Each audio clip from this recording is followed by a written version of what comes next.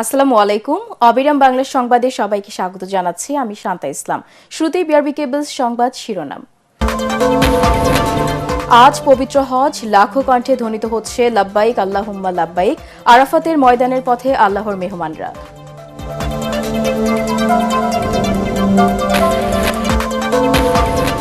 ঈদযাত্রার সড়ক, রেল ও লঞ্চে ঘরমুখো মানুষের ভিড়। ঢাকা, টাঙ্গাইল, ঢাকা ময়মনসিংহ মহাসড়কে যানবাহনের তীব্র চাপ।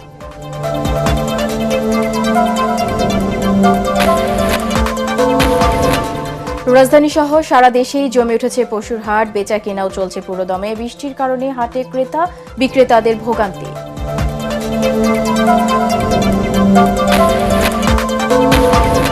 এবং ব্যবসার অনুকূল পরিবেশ সৃষ্টি করে জনবান্ধব বাজেট প্রণয়নের তাগিদ অর্থনীতিবিদ সেলিম জাহানের। আওয়ামী সরকারের অনিয়ম দুর্নীতির কারণে ধসে পড়েছিল দেশের অর্থনীতি। শুনছিলেন বিআরবি কেবলস সংবাদ শিরোনাম। এবারে জানিয়ে দেব বিস্তারিত সংবাদ। আজ পবিত্র হজ, লাব্বাইক আল্লাহুম্মা লাব্বাইক ধ্বনিতে মুখরিত আরাফার ময়দান। সূর্যাস্ত পর্যন্ত আরাফায় অবস্থান করবেন মুসল্লিরা। সন্ধ্যায় রওনা হবেন মুজদালিফার উদ্দেশ্যে। সেখানে রাত যাপন করবেন এবং শয়তানকে মারার জন্য পাথর সংগ্রহ করবেন। বিস্তারিত জানাচ্ছেন জাহিদুল আলম। লাব্বাইক আল্লাহুম্মা লাব্বাইক ধ্বনিতে মুখরিত পবিত্র আরাফার ময়দান। পৃথিবীর ১৫০ শতাধিক দেশ থেকে আগত লাখো মুসল্লি আজ অবস্থান করবেন হজের মূল আনুষ্ঠানিকতার এই ঐতিহাসিক প্রান্তরে।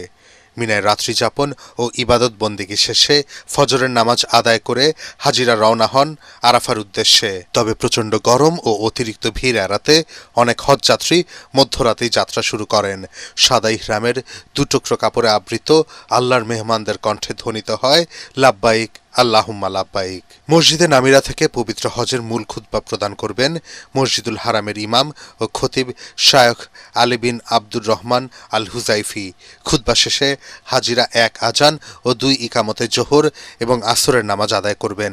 এরপর সূর্যাস্ত পর্যন্ত আরাফার ময়দানে অবস্থান করে মহান আল্লাহ তাআলার দরবারে ক্ষমা ও রহমত কামনায় বিশেষ মোনাজাতে অংশ নেবেন। বিশ্ব মুসলিম উম্মার সুবিধায় বাংলা সহ অন্তত ৩৫টি ভাষায় সরাসরি সম্প্রচার করা হবে এ খুতবার অনুবাদ। সূর্যাস্তের পর মাগরিবের নামাজ আদায় না করেই হাজিরা রওনা হবেন মুজদালিফার উদ্দেশ্যে।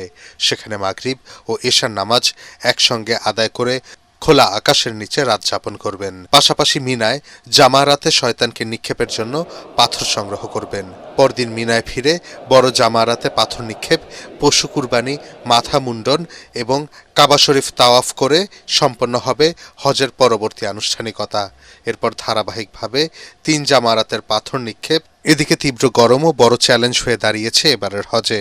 সৌদিতে তাপমাত্রা ৪২ থেকে ৪৮ ডিগ্রি সেলসিয়াস পর্যন্ত পৌঁছেছে।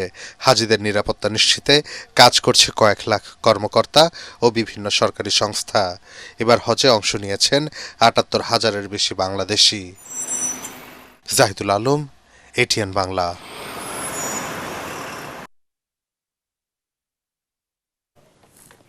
ঈদের ছুটির প্রথম দিনেই প্রিয়জনের সাথে ঈদ আনন্দ ভাগাভাগি করতে রাজধানী ছাড়তে শুরু করেছেন নগরবাসী। কমলাপুর রেলওয়ে স্টেশন ঘরমুখো মানুষের ভিড় দেখা যায়। যাত্রীদের সুবিধার জন্য 10টি বিশেষ ট্রেন চালাচ্ছে রেল বিভাগ। তবে উত্তরবঙ্গগামী কয়েকটি ট্রেন বিলম্বে আসায় ভোগান্তিতে পড়েন যাত্রীরা। বাস টার্মিনালে যাত্রীদের দীর্ঘ সময় অপেক্ষা করতে দেখা গেছে। অনেকেই বাসে বেশি আদায়ের অভিযোগ করেন। যাত্রীতে কানায় কানায় পূর্ণ হয়ে দক্ষিণাঞ্চলের উদ্দেশ্যে সদরঘাট ছাড়ছে লঞ্চ। ঈদের ছুটিকে ঘিরে ঢাকার শিল্পাঞ্চল আশুলিয়ায় ঘরমুখো মানুষের চাপ বেড়েছে। ছুটির শেষ দিনে নবীনগর, চন্দ্রা ও বাইপাইল আবদুল্লাপুর মহাসড়কের বিভিন্ন বাস স্ট্যান্ডে যাত্রীদের ভিড় কয়েক গুণ বেড়ে যায়। সোমবার গাজীপুর শিল্পাঞ্চলের অর্ধেকের মতো কারখানা বন্ধ হয়েছে। আজ বাকি কারখানাগুলো বন্ধ হওয়ার কথা রয়েছে। ফলে সময় গড়ানোর সঙ্গে সঙ্গে যাত্রী চাপ আরও বাড়তে পারে। এদিকে ঢাকা টাঙ্গাইল যমুনার সেতু মহাসড়কের ১৫ কিলোমিটার এলাকায় ধীর গতিতে চলছে যানবাহন। যাত্রীদের নিরাপত্তা নিশ্চিত করতে মহাসড়কে আইন শৃঙ্খলা রক্ষাকারী বাহিনীর সদস্যদের তৎপরতা দেখা গেছে।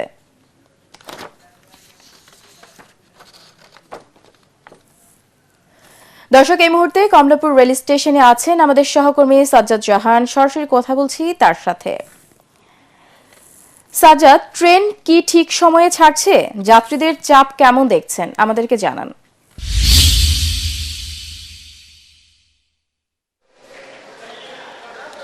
শান্তা, আপনাকে ধন্যবাদ। আমরা রয়েছি এই মুহূর্তে রাজধানীর কমলাপুর রেল স্টেশনে। আমরা এখানে দেখতে পাচ্ছি যে ঈদ উদযাপন করতে সারা দেশ থেকে যারা রাজধানীতে বসবাস করেন তারা নারীর টানে বাড়ি ফিরছেন। তাদের ভিতরে একটা উৎসব উদ্দীপনা কাজ করছে, প্রিয়জনের সাথে ঈদের আনন্দ ভাগাভাগি করে নেবেন। আমরা দেখতে পাচ্ছি যে সকাল থেকে কমলাপুর রেল স্টেশনে যাত্রীদের অনেকটা উপচে পড়া ভিড় বলা যায়। এখানে অনেকেই আসছেন বিভিন্ন গন্তব্যে ছেড়ে যেতে। তবে আমরা যেটি জানতে পেরেছি যে সকাল থেকে উত্তরবঙ্গগামী অধিকাংশ ট্রেন বিলম্বে ছেড়েছে। এর ফলে একটি যাত্রীদের ভোগান্তির সৃষ্টি হয়েছে। সেই সাথে অনেক ট্রেনই একটু বিলম্বে প্ল্যাটফর্মে আসছে। তবে সব কিছু ছাপিয়ে ঈদে প্রিয়জনের সাথে বাড়ি ফিরবেন সেই উত্তেজনা, সেই আবেগ কাজ করছে যাত্রীদের মাঝে। এর আগে আমরা রাজধানীর বিভিন্ন বাস টার্মিনাল ঘুরে এসেছি। বাস টার্মিনালে দেখেছি যাত্রীদের যথেষ্ট ভিড় ছিল। সেই সাথে তাদের একটি অভিযোগ ছিল যে বাসে এবার বাড়তি ভাড়া নিচ্ছে অনেক গন্তব্যে। তবে চেয়ার কোচগুলো নির্ধারিত ভাড়ায় নিয়ে যাচ্ছে। তবে এই যেগুলো চেয়ার কোচ ছাড়া সেই সব বাসগুলোতে দেখা গেছে যাত্রীদের অতিরিক্ত একটি আদায়ের একটা প্রচেষ্টা চলছে। এই কমলাপুর স্টেশনে আমরা স্টেশন ম্যানেজারের সাথে কথা বলেছি যে বিলম্ব হওয়ার কারণ জানতে চেয়েছি। তিনি বলেছেন যে নানান সংকটের কারণে হয়তো বিলম্ব হচ্ছে। তবে এর আগে গত পরশুদিন এখানে রেলমন্ত্রী এসেছিলেন, আশ্বস্ত করেছিলেন ঈদযাত্রা নির্বিঘ্ন করতে সকল প্রচেষ্টা করা হচ্ছে।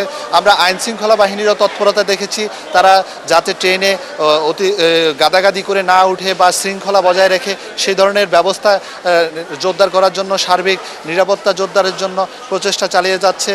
কেউ যাতে টিকিটে কালোবাজারি কোনো তৎপরতা করতে না পারে সেই বিষয়টিও মাথায় রেখে প্রশাসন কাজ করে যাচ্ছে। সার্বিকভাবে আমরা যেটি বলতে পারি যে প্রিয়জনের সাথে ঈদ উদযাপন করবে এই একটি আমেজ উত্তেজনা কাজ করছে যাত্রীদের মাঝে। তারা বাড়ি যাচ্ছেন। তবে তুলনামূলকভাবে এবার ঈদের লম্বা ছুটি হওয়ার কারণে ভিড় তুলনামূলকভাবে কমই দেখা যাচ্ছে। হয়তো সময়ের সাথে ভিড় আরও বাড়বে এমন একটি পরিস্থিতি। সাজ্জাদ, আপনাকে ধন্যবাদ। দর্শক, চন্দ্রা বাইপাস সড়ক থেকে ঈদযাত্রার খবর জানাচ্ছেন গাজীপুর প্রতিনিধি মাজহারুল ইসলাম মাসুম।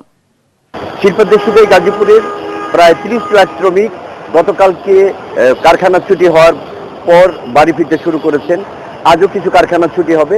দেশের বিভিন্ন জেলা থেকে আসা কর্মস্থলের শ্রমিকরা বাড়ি ফিরতে শুরু করবেন। ফলে দুপুরের পর থেকে প্রচণ্ড একটি চাপের সম্ভাবনা রয়েছে এই ঢাকা ময়মনসিংহ এবং ঢাকা টাঙ্গাইল মহাসড়কে।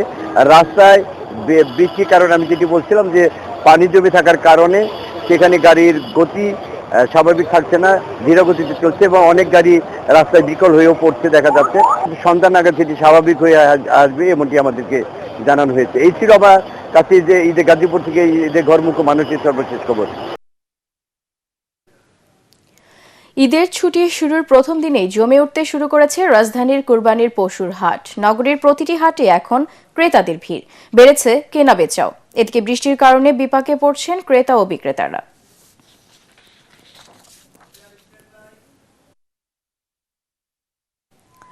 দর্শক, এই মুহূর্তে গাবতলী পশুর হাটে আছেন আমাদের সহকর্মী মিজান শাহজাহান। সরাসরি কথা বলছি তার সাথে। মিজান, হাটে বেচা কেনা কেমন দেখছেন?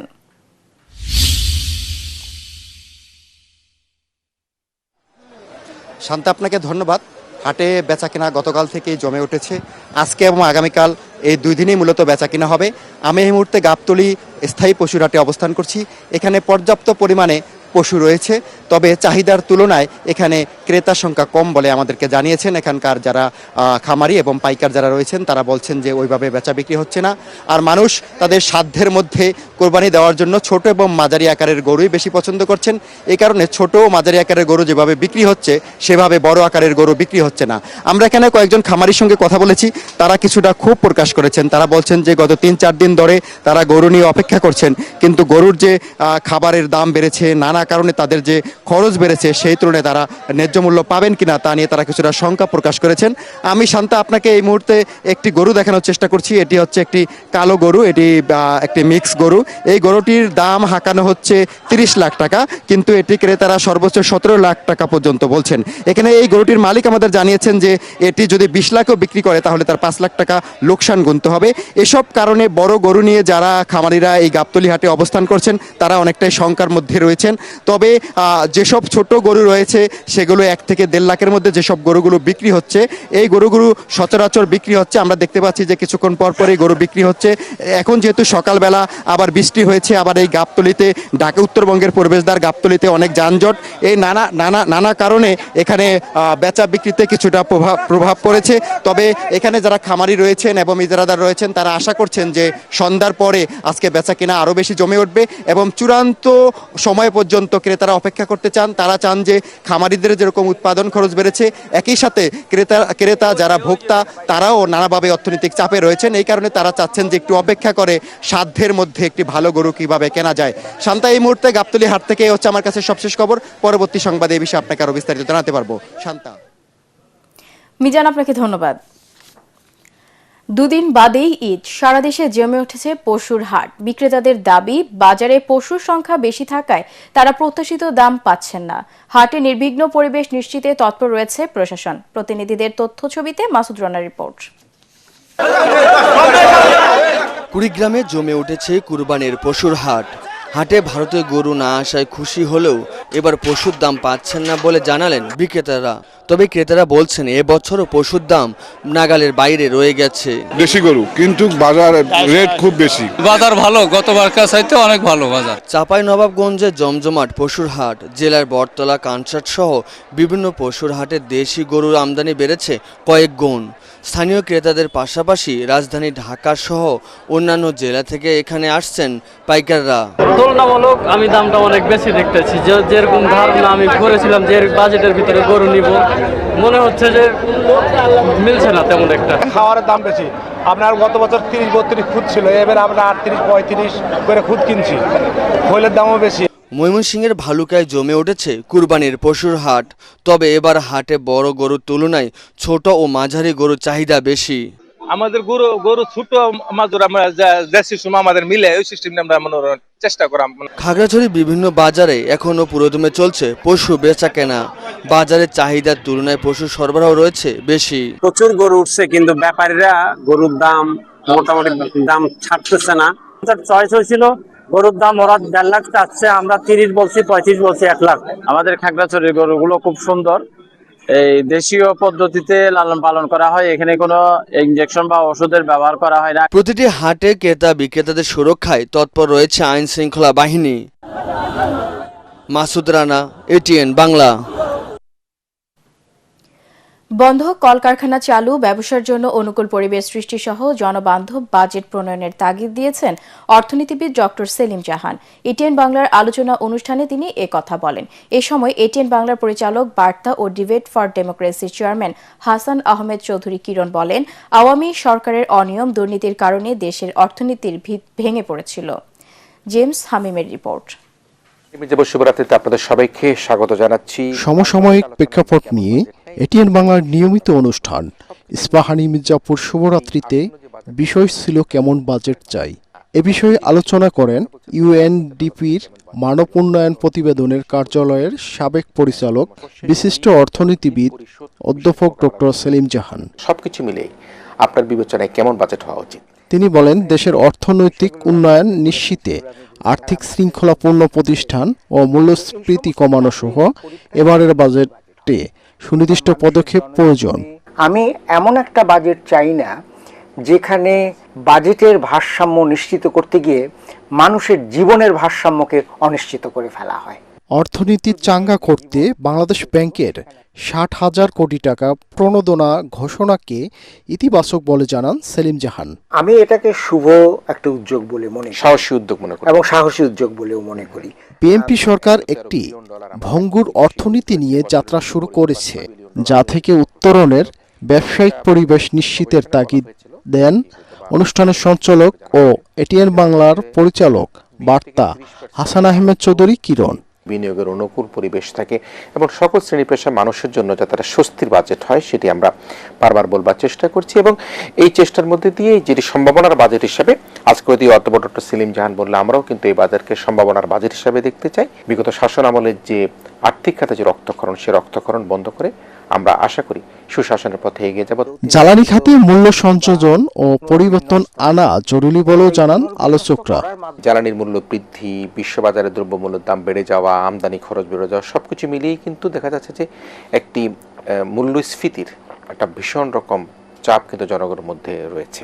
জ্বালানির যে মূল্য, সেই মূল্যের একটা যৌক্তিকীকরণ করতে হবে। সেই সাথে সুষ্ঠু ব্যবসায়িক পরিবেশ নিশ্চিতে, পাশাপাশি বৈদেশিক মুদ্রা অর্জনে, জনশক্তি ও পোশাক খাতে বাজার সম্প্রসারণ সরকারের ইতিবাচক মনোভাব প্রয়োজন বলেও মত দেন আলোচকরা। অর্থনীতির গতিময়তা আনার জন্য। জেমস হামিম, এটিএন বাংলা, ঢাকা। এটিকে ফ্ল্যাগশিপ প্রোগ্রাম। ইরানের সাথে যুদ্ধবিরতির মধ্যেই নতুন করে বিমান হামলা চালিয়েছে যুক্তরাষ্ট্র। মার্কিন সেন্ট্রাল কমান্ড জানায়, ইরানের ক্ষেপণাস্ত্র ঘাঁটি এবং পারস্য উপসাগরে মাইন স্থাপনের চেষ্টায় নিয়োজিত স্পিড বোটগুলোকে লক্ষ্য করে এই হামলা চালানো হয়েছে। কাতারের দোহায় দুই দেশের মধ্যে সংঘাত অবসানে কূটনৈতিক আলোচনার মাঝেই এমন হামলা চালালো পেন্টাগন। মার্কিন সেনা দপ্তর জানায়, চলমান যুদ্ধবিরতির সময়ে সর্বোচ্চ সংযম দেখানোর পাশাপাশি মার্কিন বাহিনী তাদের সৈন্যদের নিরাপত্তা রক্ষায় এই পদক্ষেপ নিয়েছে। এর আগে ইরানের রাষ্ট্রীয় গণমাধ্যম জানিয়েছিল যে বন্দর আব্বাসে বিকট বিস্ফোরণের শব্দ শোনা গেছে। এই হামলার বিষয়ে ইরানের পক্ষ থেকে এখনও আনুষ্ঠানিক কোনো প্রতিক্রিয়া জানানো হয়নি। তবে এটি শান্তি আলোচনাকে বাধাগ্রস্ত করতে পারে বলে মনে করছেন বিশ্লেষকরা।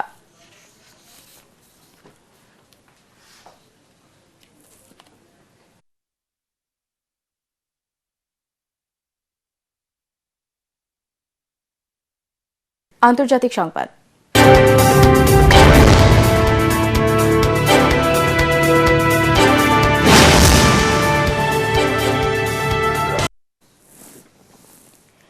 কঙ্গোর উত্তর পূর্বাঞ্চলীয় ইতুরি প্রদেশে ইবোলা প্রাদুর্ভাবের মধ্যেই দেখা দিয়েছে তীব্র খাদ্য সংকট। বিশ্ব স্বাস্থ্য সংস্থা জানিয়েছে, অত্যন্ত বিরল ও বিপজ্জনক বান্দিবুগীয় প্রজাতির এই ভাইরাসের প্রাদুর্ভাবে ইতিমধ্যে আক্রান্তের সংখ্যা 900 এবং মৃত্যু 220 ছাড়িয়েছে। ক্ষুধা ও সুরক্ষা সামগ্রীর অভাব সেখানে সংক্রমণ নিয়ন্ত্রণ করা কঠিন হয়ে পড়ছে। বিশ্ব খাদ্য কর্মসূচি WFP জানিয়েছে, অবরুদ্ধ এলাকার মানুষ খাবার না পেয়ে বাইরে বের হওয়ায় সংক্রমণ আরও ছড়াচ্ছে। প্রাথমিক অবস্থায় রোগটি শনাক্ত করতে দেরি হওয়ার কারণেও এটি দ্রুত ছড়িয়ে পড়ছে। এদিকে পরিস্থিতি নিয়ন্ত্রণে আন্তর্জাতিক সংস্থাগুলো কাজ করলেও খাদ্য সংকটের কারণে বিক্ষুব্ধ জনতা দুটি চিকিৎসা কেন্দ্র পুড়িয়ে দিয়েছে। সেই সাথে চিকিৎসা খরচের ঘাটতি, টেস্টিং কিট এবং পিপিইর তীব্র সংকটে মাঠ পর্যায়ে ব্যাহত হচ্ছে ইবোলা প্রতিরোধ কার্যক্রম। এবার খেলার খবর।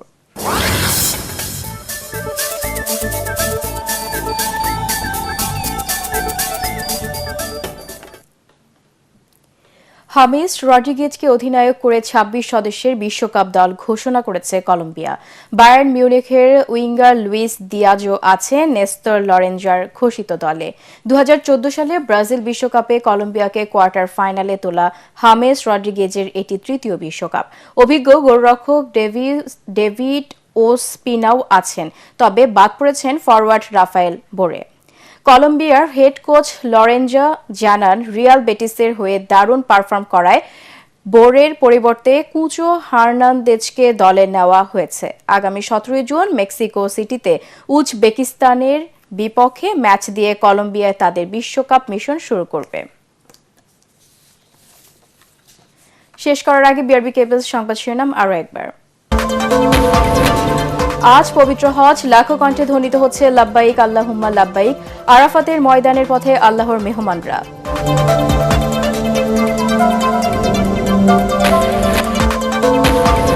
ঈদযাত্রার সড়ক, রেল ও লঞ্চে ঘরমুখো মানুষের ভিড়। ঢাকা, টাঙ্গাইল ও ঢাকা ময়মনসিংহ মহাসড়কে যানবাহনের তীব্র চাপ।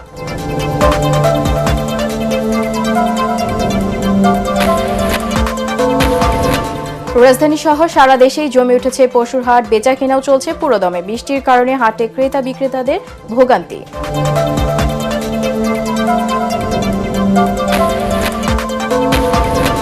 এবং ব্যবসার অনুকূল পরিবেশ সৃষ্টি করে জনবান্ধব বাজেট প্রণয়নের তাগিদ অর্থনীতিবিদ সেলিম জাহানের। আওয়ামী সরকারের অনিয়ম দুর্নীতির কারণে ধসে পড়েছিল দেশের অর্থনীতি। দর্শক, পরবর্তী সংবাদ দেখার আমন্ত্রণ জানিয়ে এখনকার মতো শেষ করছি। এটিএন বাংলার সংবাদ ইউটিউবে দেখতে ব্রাউজ করুন, youtube/ATN Bangla News। ধন্যবাদ।